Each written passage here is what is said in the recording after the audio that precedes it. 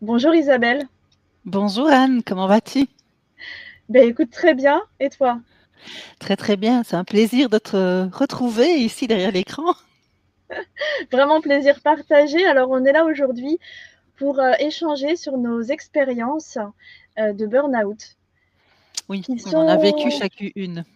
Ah, un burn-out exactement, mais ouais. sur des facettes différentes, j'ai envie de dire, sur des expériences de vie différentes. Évidemment, tout est toujours Oui. différent, c'est selon chaque être humain. Mais la particularité qu'on a choisi de discuter toutes les deux, c'est que moi, je vais aborder le burn-out plutôt du côté maternel. Et toi? Et moi du côté professionnel. Exact. Donc, on se prête à un jeu de questions-réponses pour en savoir plus et pour confronter nos expériences. Oui, oui, tout à fait. Et donc, c'est vrai que ce sont deux mondes différents et que ce sont des réalités différentes. Nous sommes deux personnes différentes avec aussi une vie différente. Euh, et donc, je pense que ça peut interpeller et répondre à certaines questions ou résonner chez certaines personnes, de savoir comment, nous on l'a vécu, puisqu'on en a vécu, un chacune. Et Exact. je voudrais pouvoir te poser, la première question, de savoir pour toi, quels ont été les premiers signes, du burn-out parental que tu as constaté dans ton quotidien? Comment est-ce que tu as su que c'était pas une fatigue passagère? Eh bien, écoute, dès le départ, moi, ce que j'ai vraiment ressenti, c'était la lenteur. Tout d'un coup, l'impression d'être une mémé qui avance, quoi. Ou qui avance très peu, justement. C'est ce que je me souviens au premier. Parce que moi, je suis hyper dynamique, tu vois. Je suis rapide, tout se met un truc après l'autre. Genre rapidité, efficacité. Et du coup, un matin, vraiment une fatigue, mais prenante, quoi. Un ras-le-bol. Et puis l'impression dans ma tête de me dire, mais à quoi bon? À quoi bon tout ça? Ah, c'est ça. Et tu vois, je D'accord. me suis pas arrêtée net comme dans Mmh. la plupart des burn-out où les gens, tout d'un coup, ils sont sur leur fauteuil et ils n'arrivent plus à se lever, quoi. Ou C'est ça. dans leur voiture et puis ils peuvent plus. Tout d'un coup, ils savent pas pourquoi, mais ils sont bloqués. Non, moi, c'était pas le cas. J'étais juste plus capable d'avancer à mon rythme. Vraiment l'impression d'être une mémé. Ouais, D'accord. ouais. Et quel a été le moment précis, puisque tu dis que toi, il n'y a pas eu de grand stop ou de grand clash, je vais dire ça comme ça. Quel a été le moment précis où tu t'es rendu compte et où tu as ressenti en fait que, tu parlais de un burn-out maternel, donc que ton rôle de parent, que la parentalité était devenue quelque chose d'écrasant pour toi? Exact, ouais. Mais c'est l'impression tout d'un coup de pas y arriver comme les autres mamans. Parce que j'ai fait vraiment l'erreur qu'il faut pas faire, hein. Je regardais les autres mamans puis je me comparais. Mais faut jamais faire ça en fait. Parce que déjà moi je me mettais une super pression pour être une bonne mère, pour y arriver quoi. Ouais. Je manquais un peu de confiance, c'est sûr. Et j'avais envie de prouver que j'allais y arriver. C'était pour moi c'était important, c'était un gros challenge en fait. Je m'en Et suis tu rendu voulais le compte prouver après pour qui? Pardon, tu voulais le prouver à qui? à moi-même et je pense surtout à mon entourage. Ouais, à mon entourage pour, qui comptait énormément pour moi. Et il comptait tellement pour moi que je voulais pas décevoir. Alors oui, effectivement, ça fait appel à d'anciennes et de vieilles blessures. Ouais. Ouais, ouais, on peut le dire. Toujours est-il que c'est du jour où je me suis moins comparée aux autres que j'ai retrouvé mon énergie, mon dynamisme. C'est ça, OK. Ouais, exact. OK, et quelles ont été les causes principales de ton épuisement à cette époque-là? Dis-nous un peu, ça date d'il y a combien de temps déjà? Enfin, si on peut Alors ça date, ça fait 7 ans, c'était lors de mon deuxième enfant. Il avait un an et demi. Et j'avais commencé des études. En même temps, j'étais infirmière, donc je travaillais. Donc j'avais vraiment les études l'après-midi, infirmière le matin. Et pareil, une dynamique, tac, tac, vouloir tout réussir, tout faire, et en même temps être une super maman. C'est ça, Euh, ouais. ouais, De ouais, ouais. Donc l'extérieur, une vraiment, je voulais être superwoman, quoi. une superwoman. Exactement, je voulais être la superwoman. Et je voulais vraiment aussi me prouver que j'étais capable de réussir comme les autres, puisque je me comparais. C'est ça. Mais j'étais totalement désillusionnée. C'est vraiment les causes principales du fait que je me suis épuisée. Croire que j'étais une Wonder Woman. Et vouloir montrer que tu étais une Wonder Woman. Et puis vouloir le montrer, exactement. C'est ça. Parce que c'est aussi une pression supplémentaire. Se mettre la pression pour y arriver pour soi, c'est une chose.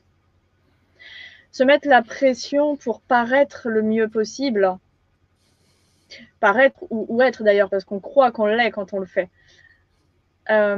Toujours en pensant à ce que les autres vont penser. Mon Dieu, mais c'est un mangeur d'énergie pas possible. Et puis en fait, on dirige pas l'énergie au bon endroit, surtout. Oui, c'est ça. Et quand tu t'es retrouvée comme ça, parce qu'on sait que le burn-out, il faut aller vraiment toucher, enfin descendre, toucher le fond. Quelles sont les ressources que tu as mises en place, que tu as trouvées, en tout cas les ressources qui t'ont aidé à sortir de cette spirale d'épuisement? Effectivement, quand tu parles de toucher le fond, moi j'ai eu le sentiment de toucher le fond quand je me suis dit ah ouais, ce clocher d'église, il devrait être assez haut, de cette hauteur, je pense que là je me louperais pas. Voilà. J'étais vraiment dans un fond compliqué et quand j'ai eu cette pensée fulgurante, je me suis dit mais non, mais mon Dieu, non. Et mes enfants, quoi. Voilà. Et là, en fait, le truc le plus important à faire à ce moment-là, c'est demander de l'aide. C'est demander Tu de en as l'aide. été capable Pas de tout de trouver suite. les J'ai attendu quelques jours. Mmh. Pas tout de suite, ouais. Mmh. C'était dur pour moi parce que comme je voulais prouver aux autres que j'y arrivais, tout d'un coup, il fallait que j'avoue ma difficulté. Que C'est ça. j'avoue que je ne suis pas parfaite, que je ne suis pas une Wonder Woman. Mon Dieu, la honte. Non, vraiment, je me suis dit, et d'ailleurs, en fait, tout simplement, j'avais cette hygiène-là aussi de demander de l'aide parce que moi-même, j'étais sur la fin de mes études de naturo et, et si tu veux, naturellement, j'apportais mon aide. Et je me suis dit, et moi aussi, j'ai le droit. Enfin, Mmh. voilà. Donc, j'ai demandé, à ce moment-là, j'ai connu une dame, une hypnothérapeute qui m'avait rencontrée, que j'avais rencontrée à ce stage de naturopathie. Et quand je l'ai appelée, elle me dit: «Ah, donc là, tu es en difficulté avec ton enfant, avec tes enfants. Eh ben, tu sais quoi? Tu me rassures parce que quand je t'ai vue au stage à faire la Wonder Woman, je pensais que tu étais extraterrestre. Mais en fait, non, tu es une vraie humaine. Tu es vraiment humaine. Ça me rassure, tu sais. Je suis contente de le savoir. Bon, allez, viens». Et le lendemain, j'étais dans son cabinet. Ah et cet accompagnement, tu as eu besoin de combien je dirais de semaines, de mois, d'années d'accompagnement avant je dirais de retrouver cet élan et retrouver, je dirais, un rôle de maman hem, plus aligné, si je peux dire? Pour ne pas oui, je vais plutôt utiliser ce terme-là. Ça a mis quelque temps. Alors, pour remonter vraiment de cette pente difficile, ça n'a pas mis longtemps. Ça n'a pas mis longtemps. Ça a mis, je dirais, un bon 6 mois quand même. Mais par rapport à l'épuisement que je ressentais, je dirais que ça a été rapide dans le sens où j'ai. Comment je pourrais l'exprimer? Moi qui ai toujours cette niaque et ce dynamisme, à partir du moment où j'ai commencé à engager quelque chose, je l'ai engagé et j'y suis allée à fond. Ok, là maintenant, mon but c'est de sortir du burn-out, donc on y va, tac tac, pareil, efficacité.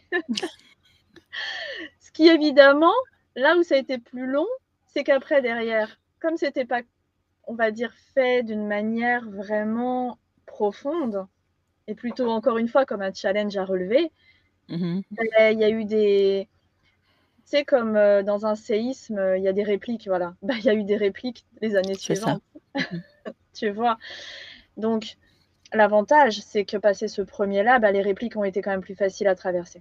Mais il y en a eu pour autant. Et je dirais que ça m'a mis quelques années avant d'arrêter de me comparer aux autres. Ça a mis quelques années avant d'être plus sûre de moi. De prendre le temps de m'écouter, de répondre à mon besoin de prendre soin de moi. Ça a mis quelques années. Mais c'est tout à fait normal, je dirais. C'est un chemin d'apprentissage. Donc, c'est après sortir vraiment du marasme dans lequel je me sentais Mmh. 3 à 6 mois. Ouais. C'est ça, d'accord. Et qu'est-ce que tu pourrais, dire aux personnes qui nous regardent, qui vivent, un burn-out ou qui y vont, qui entrent dedans ou qui sont en plein dedans et qui se disent qu'il y a pas de lumière au bout du tunnel, mais si, Mm. il y en a une. Quelles sont les leçons que toi tu as tirées de cette expérience? Pour moi, la plus importante, c'est on fait toujours de son mieux avec ce qu'on a. Toujours. On fait toujours de son mieux avec ce qu'on a. Les autres parents, ils vont toujours montrer la meilleure facette d'eux-mêmes. Les réseaux sociaux, les professionnels, ils vont toujours montrer la meilleure facette d'eux-mêmes. Oui, Donc forcément, si on commence à se comparer, on est mal, parce qu'on va toujours se trouver nul. Mais personne ne vous demande en fait d'être le meilleur ou la meilleure au monde, je dirais à part soi-même. On se demande, il n'y a qu'à nous-mêmes qu'on demande ça, qu'on a cette exigence puissante et destructrice finalement. On ne se donne pas le c'est droit vrai. de relâcher la pression. Mmh. Ben en fait, si. Il faut se prendre le droit de relâcher la pression et de se dire, moi, je fais du mieux que je peux avec ce que j'ai aujourd'hui. Et comment tu vis aujourd'hui le fait d'être une maman imparfaitement parfaite? Merveilleusement bien. Non, vraiment. Vraiment, Isabelle, et je le dis pas comme ça pour rassurer ou quoi, hein, mais pas du tout. Mmh. C'est que Bah, on se connaît ben, un peu, donc je sais que c'est, ça vient du cœur, ça vient des tripes. très honnêtement, déjà, quand je ne suis pas parfaite, on va dire un truc tout bête, hein, il y a pas longtemps, j'ai raté un plat. Voilà. J'adore cuisiner, j'adore que et puis alors j'adore qu'on me dise que c'est bon. J'ai raté mon plat. J'ai célébré ce moment. J'ai dit, Waouh! à mes enfants, à mon mari: «OK, on va lever notre verre au fait que j'ai raté mon plat», parce que c'est très rare et que, voilà, ça m'arrive aussi. Oui, effectivement, comme me l'a très, très bien dit l'hypnothérapeute qui est maintenant une très bonne amie, oui, je suis humaine. Je suis C'est juste ça. humaine et ouais, on a célébré ce moment. Après, il y a des fois où dans mon rôle d'éducation à l'enfant, il y a encore des fois où je me dis: «Punaise, je sais que j'aurais pas dû faire comme ça, j'ai réagi trop vite, pourtant ils le disent que, bah, dans ce cas-là, il vaut mieux, faire autrement». Bon, et ben, c'est pas grave, c'est encore une leçon. Ouais, c'est tout, c'est encore une leçon. Je sais que la fois d'après, je ferai encore une fois de mon mieux. On fait toujours de son mieux. C'est ça et On fait comme toujours tu de son disais mieux avec ce oui. qu'on a. Oui, c'est ça et comme tu disais plus tôt, c'est, un chemin d'apprentissage qui dure toute une vie, en fait. Complètement, ah complètement. Mais l'avantage, c'est que ce chemin d'apprentissage qui dure toute une vie, il est en constante évolution. Malgré ce qu'on peut penser parfois, ou des fois on retombe dans le down. Oui, on retombe dans le down, c'est vrai. Parce qu'on a tout d'un coup quelque chose à nouveau à comprendre, tout simplement. C'est ça, Ouais. OK. Ah Et bah, alors, c'est, du coup, Isabelle, oui, moi, à moi de te poser des questions maintenant. oui, bah, avec plaisir. Alors, le cas pour toi est donc, on le disait en début d'interview, différent, en ce Oui, sens que tout à là, on fait. a parlé du rôle de parent, là, on va parler du rôle de professionnel, de Oui, la de personne qui salarié. travaille.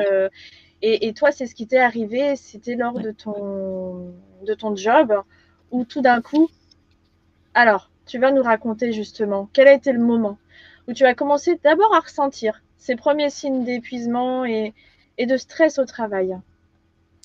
Alors, c'est un peu compliqué. Alors maintenant, avec le recul, je peux identifier ces moments, mais quand j'étais dedans, c'était, impossible pour moi heu,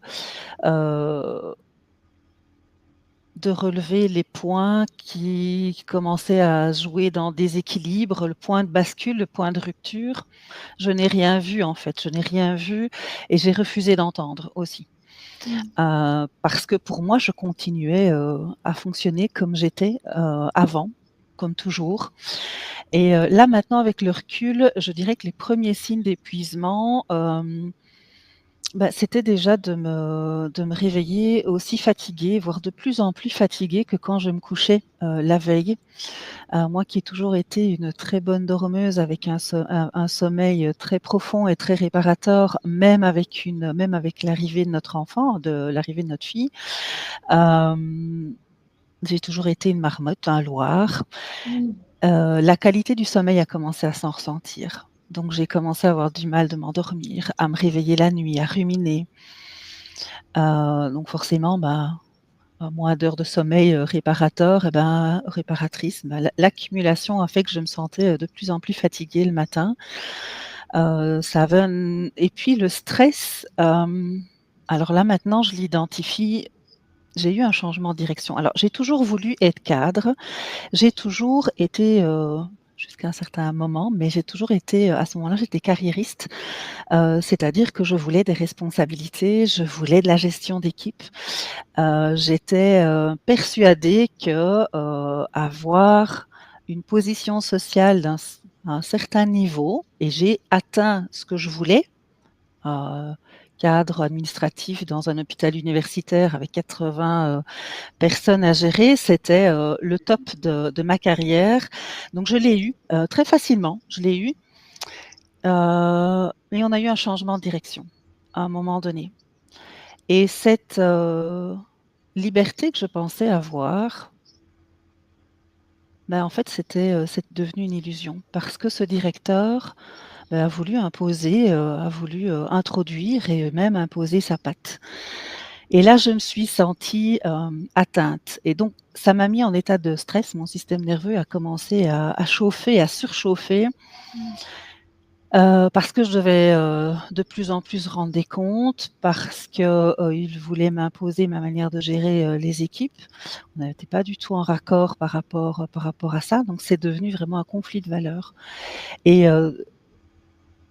ce stress, en fait, il se manifestait par,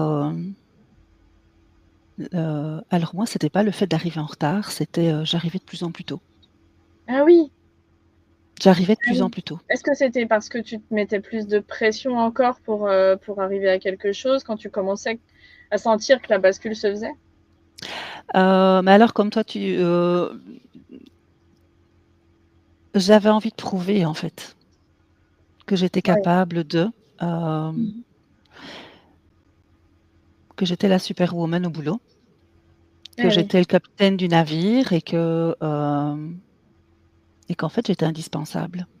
Donc Et mmh. donc j'arrivais plus tôt, je ne repartais pas plus tard parce que j'avais des contraintes familiales, mais j'arrivais plus tôt, et donc ça me donnait plus de temps pour faire plus de choses. Alors c'était dans le faire, faire, faire. Eh oui. Mais alors Faire avant à ce tout point prix. de rupture justement, Oui. juste avant ce point de rupture, tu étais plus, surmotivée ou alors à l'inverse, tu t'es démotivée et tout d'un coup, tu as commencé à ralentir la cadence? Comment ça s'est passé?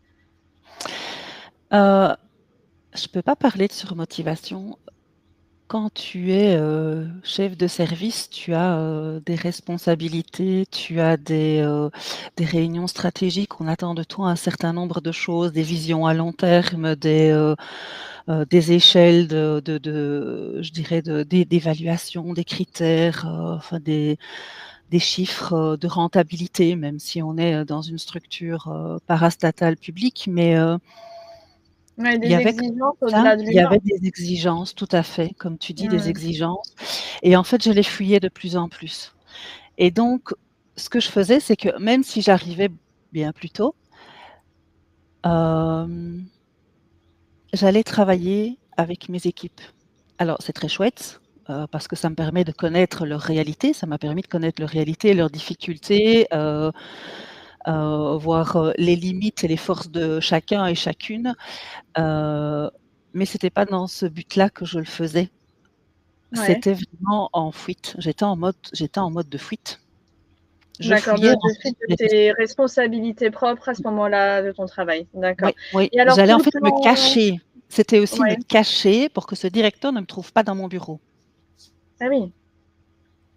C'était, OK. c'en était vraiment là et donc c'était, oui, sursauter Ça a au été ta moindre, stratégie d'urgence, ouais, sur le tu moment, tu finalement? peux dire ça. Oui, tout à fait, on peut Mmh. dire ça comme ça. C'était vraiment, mon mode de survie. J'étais en mode, oui, j'étais en mode de survie. Je survivais et je voulais être présente et je voulais montrer aux équipes, en fait, que j'étais là et j'ai été là, mais voilà, pas pour de bonnes raisons.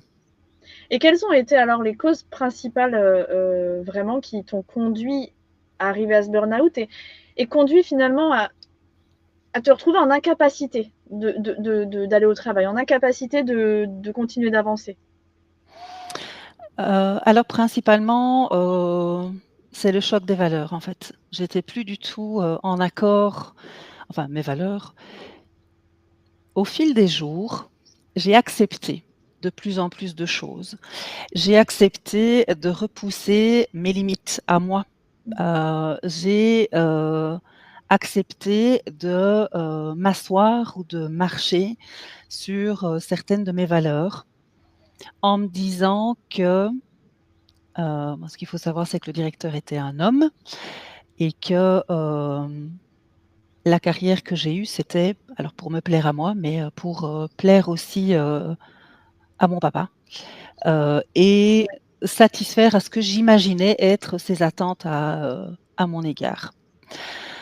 Et donc je me suis assise de plus en plus sur mes principes. J'ai tourné le dos à mes valeurs et puis, bien un jour, c'est mon corps qui a dit stop parce que je n'ai pas écouté les signes avant-coureurs. Il y a eu le sommeil, il y a eu, l'irritabilité, même au travail. Je suis quelqu'un de très posé, il en faut énormément pour me faire sortir de mes gonds. J'ai cette, faculté, cette facilité de faire la séparation entre mon rôle pro, donc mon rôle de chef de service, et Isabelle, la personne Isabelle. Mmh. Heu, j'allais au clash, en fait. Je cherchais le clash alors que moi je fouillais avant les tensions. C'était pas, c'est pas mon kiff, mais là voilà, j'allais vraiment au clash et alors me cachais, mais quand j'étais en réunion avec ce directeur, j'allais au clash. À la D'accord. limite, voilà, parce Donc que ça, c'était juste j'essayais. avant, le la rupture? C'était juste avant la rupture, OK. heu et puis, bah, la rupture, elle s'est, produite, j'ai pris des vacances. Comme chaque année, Ouais, j'ai pris des OK, vacances. bien sûr. Voilà, j'ai pris, quelques semaines de vacances parce qu'on avait la possibilité de le faire, donc je me suis fait plaisir aussi et j'ai été incapable de retourner, travailler, juste après mes congés annuels. Ah ouais. Impossible. Incapable à la fin de tes vacances, il y a eu quelque chose qui a fait que tu as dit stop? Ou bien tu as pas dit stop et c'est ton corps qui t'a dit stop? Non, non, c'est mon corps qui m'a dit: «Stop». Ah ouais, J'avais la boule tu au peux pas ventre, raisonner. ouais, non, j'avais la boule au Ouais, ventre, mais bah, je me disais, «Non, ça va le faire, ça va aller. Tu as passé de chouettes vacances, tu es requinqué, tu vas donner du meilleur de toi-même. Les gens comptent sur toi, il y a quand même 80 personnes qui comptent sur toi». mais oui. Hem, Tu as un rôle à remplir, tu as des échéances à atteindre, tu as des objectifs, tu as un plan d'action à respecter, donc bah, vas-y, ça va aller. C'est juste, bah, c'est passager. Tu as passé de tellement bonnes vacances que, Mmh. bah, il faut un peu de temps pour remettre dans la routine et le jour J, en fait, je me suis, réveillée paralysée.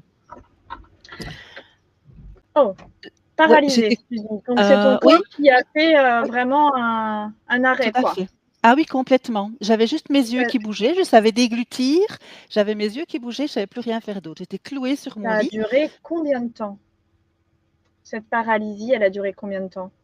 Hem, 2 heures et demie, 2 heures et demie, plus d'accord, ou de moins, paralysie ouais, totale. Tu as ouais. paniqué à ce moment-là?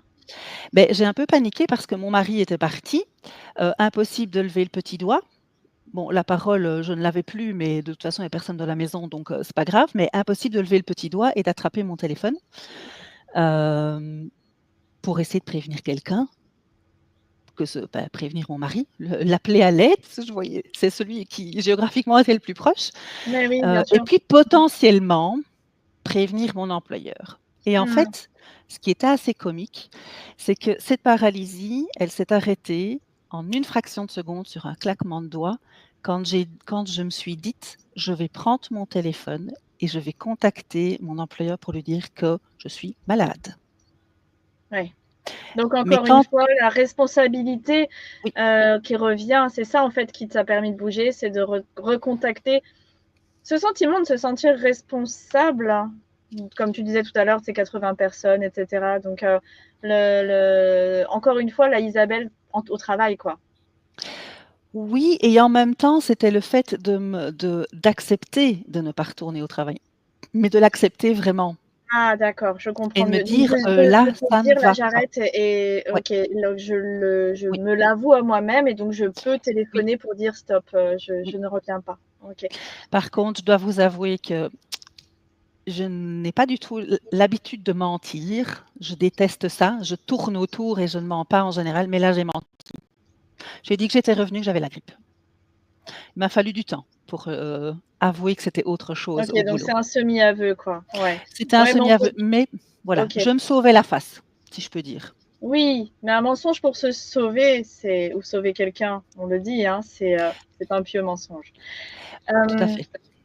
alors donc, il y a eu ce burn-out, qu'est-ce qui t'a permis, toi, que de finalement de te relever de cette étape difficile? Qué Et puis quels ont été les soutiens, comme tu m'as demandé tout à l'heure, les soutiens Mouais, extérieurs? Heu, heu,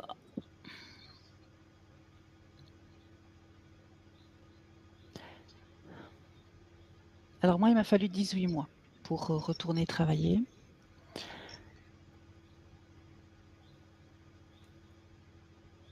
Je crois que mon arrêt, c'était, vers la début sept enfin, vers le 10 septembre, c'est plus trop exactement. J'ai débuté mon incapacité de travail et il m'a fallu 1 mois et demi pour, décider d'aller voir une thérapeute.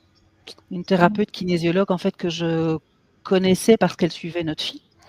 Je l'avais jamais prise comme, praticienne pour moi et je me suis dit: «J'ai pas la force de chercher quelqu'un d'autre, je la connais donc tant pis». Je voulais pas mélanger les torchons et les serviettes, je voulais pas nécessairement prendre la même, accompagnatrice que celle mmh, d'Alia, mais mmh, j'avais pas du tout, l'énergie de me mettre en quête de quelqu'un. Elle, je mmh. connaissais ses compétences, je connaissais sa bienveillance, donc je connaissais un peu qui elle était. Je me sentais, en confiance et donc je suis allée me déposer chez elle et dans la discussion, bah, on a un peu échangé et elle m'a aiguillée vers une, psycho-énergéticienne. Moi, j'avais besoin de ce côté, psy, mais j'avais besoin aussi d'autre chose, d'un côté, plus énergétique.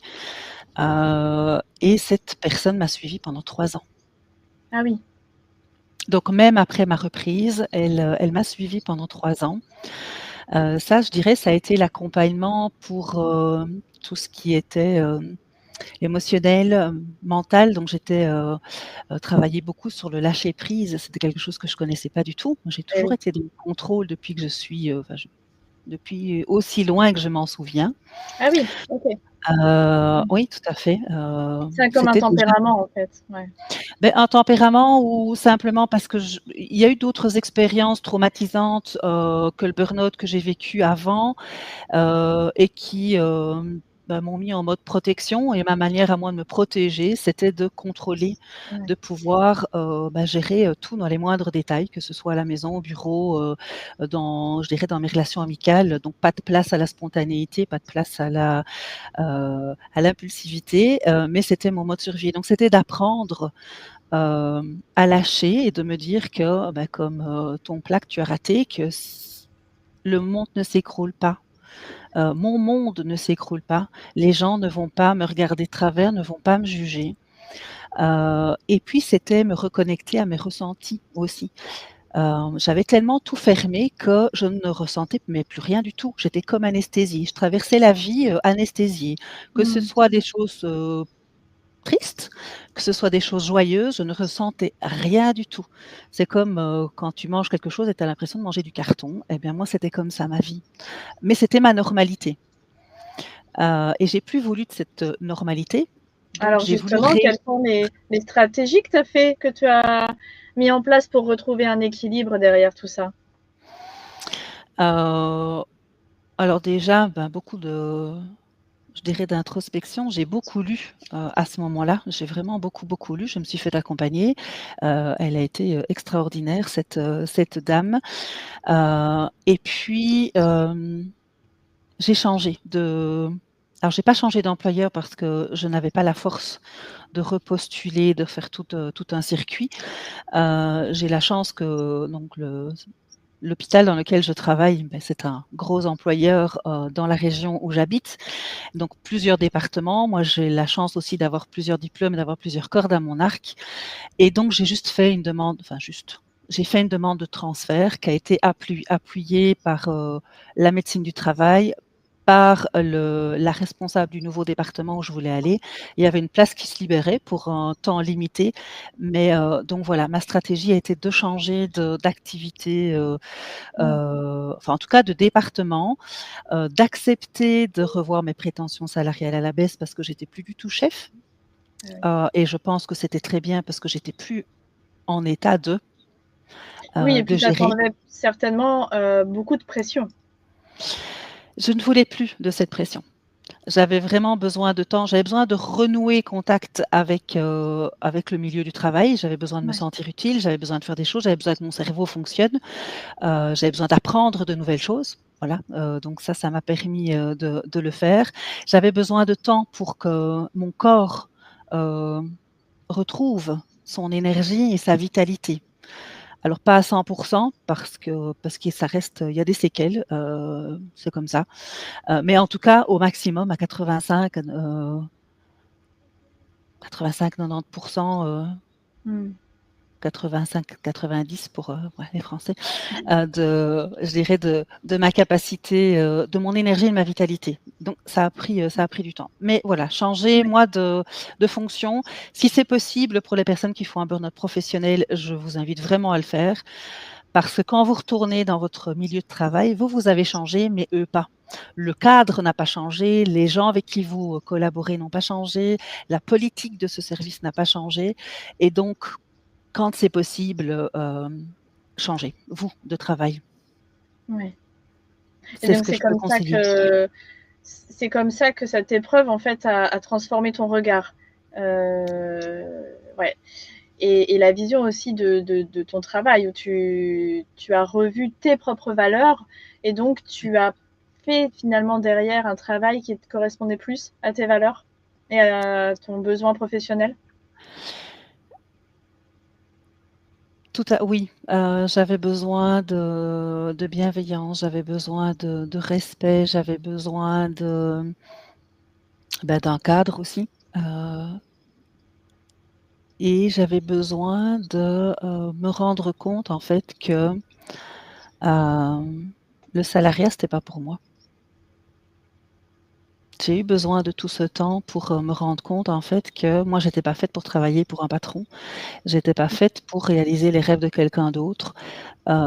J'étais pas faite Clairement, ouais. pour voilà et donc ça Combien m'a de permis temps alors? Combien de temps tu es mmh, resté salarié, même après t'être relevé de ce burn-out? Combien de temps 5 ans. tu étais salariée avant finalement de devenir indépendante?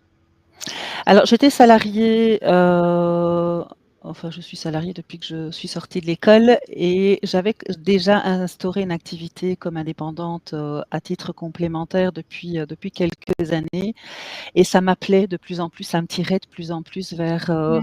vers là-bas. Hem, mais il m'a fallu encore ouais presque 5 ans, non 5 ans exactement, D'accord. avant de passer le cap de donner ma démission. Et Oui, d'être indépendante et entrepreneur à temps complet. Oui. d'accord et en regardant alors en arrière, en faisant un focus, sur ta vie, et toutes ces expériences, quelles leçons peux-tu en tirer?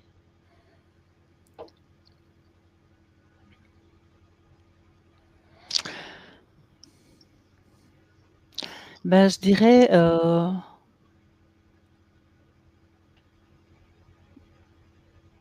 d'écouter en fait ma voix intérieure, d'écouter mon intuition qui était là depuis, on l'appelle son guide, on l'appelle sa petite voix, on l'appelle, son petit ange gardien, peu importe, qui était là depuis, déjà un certain nombre d'années et qui me disait vraiment: «Isabelle, tu vas droit dans le mur». Que j'ai pas voulu écouter. J'ai écouté ma tête et pas mon cœur, pardon, et pas mon corps non plus. Mmh. Donc ça m'a vraiment appris à, je dirais, plus descendre dans mon cœur et de ne plus prendre de décisions à la va-vite. C'est-à-dire que chaque fois que quelque chose se présente devant moi, je dis: «Je dois dormir dessus 2 nuits».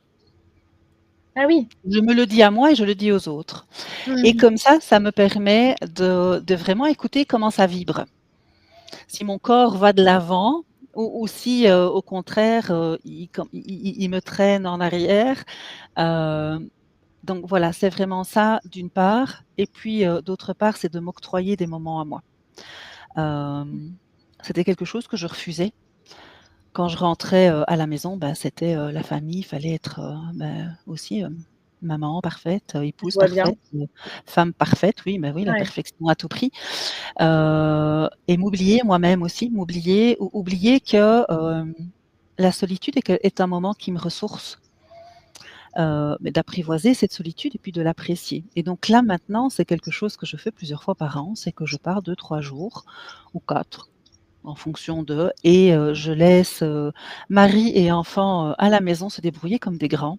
Ils sont grands tous les 2, et vraiment de changer de Mmh. cadre et d'être moi avec moi, Et j'ai la dans le même silence. stratégie que toi maintenant et vraiment et pourtant Mmh. les enfants sont petits, mais Oui, j'avoue que c'est une stratégie, vraiment salvatrice. Effectivement, tu as, heu, bien raison, je trouve, Isabelle, d'avoir, ouais, choisi oui. cette stratégie et alors là, tu parles de plusieurs petits jours par an et dans ton quotidien aussi, tu arrives à prendre du temps pour toi?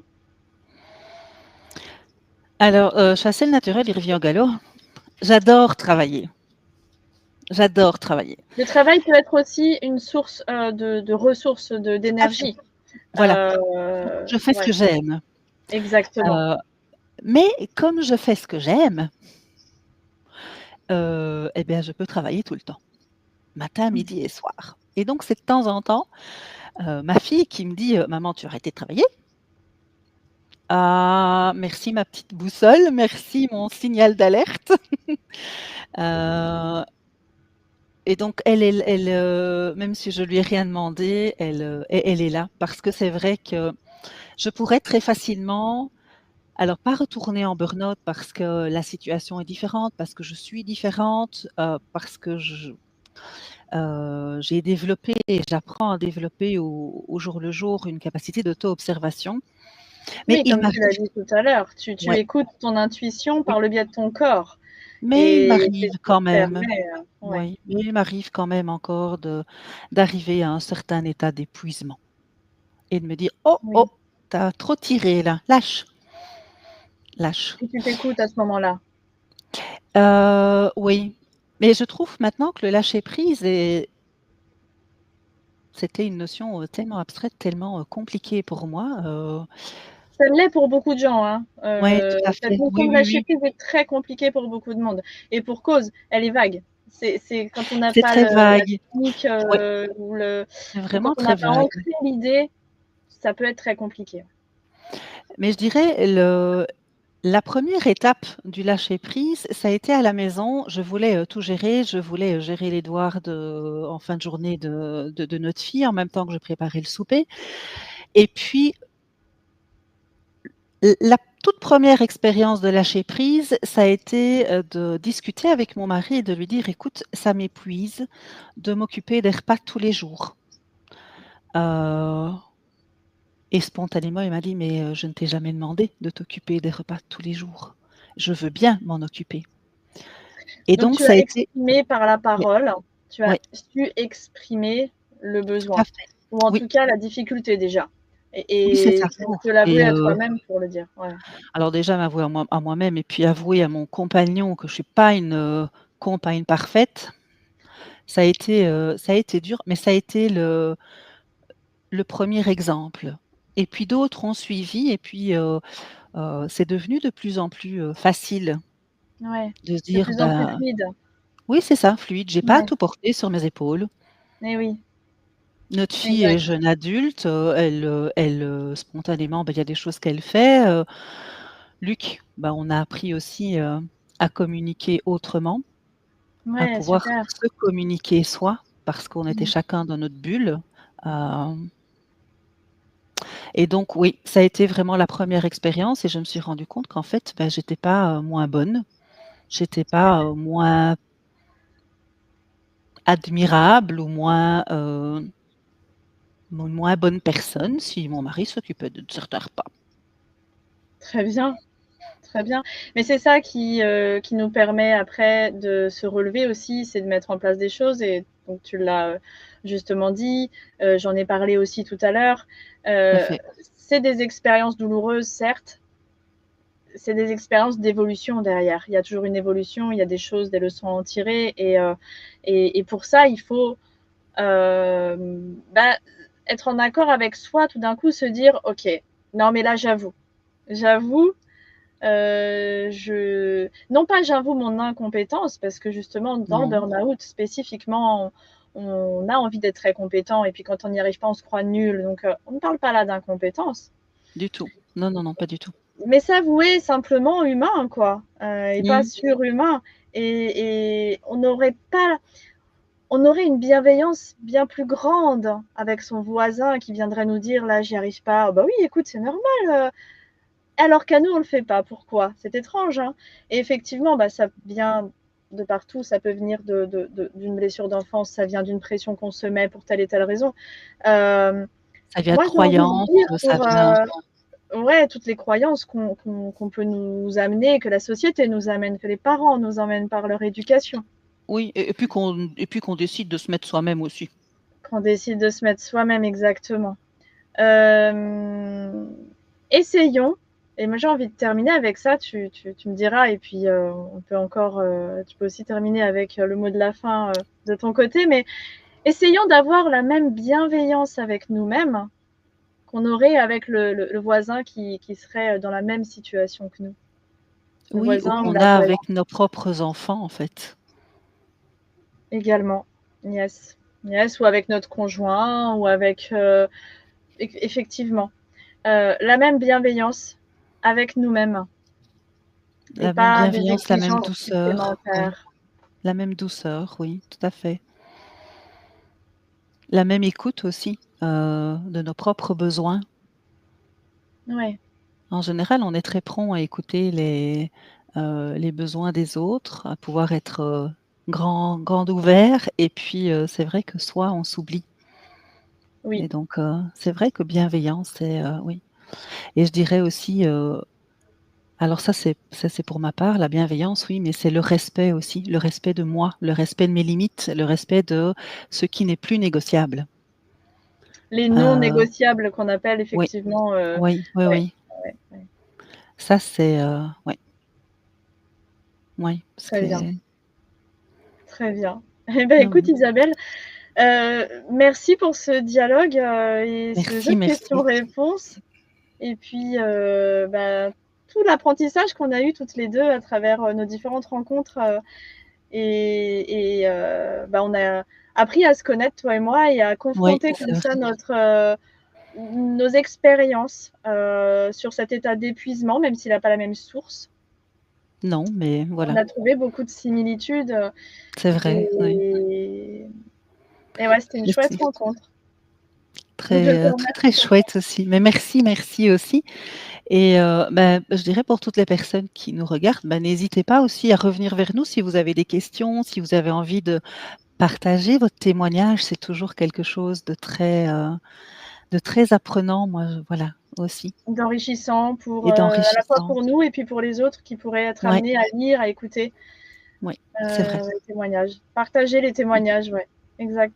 Très bien. Merci très Isabelle. chouette. Merci beaucoup aussi à toi.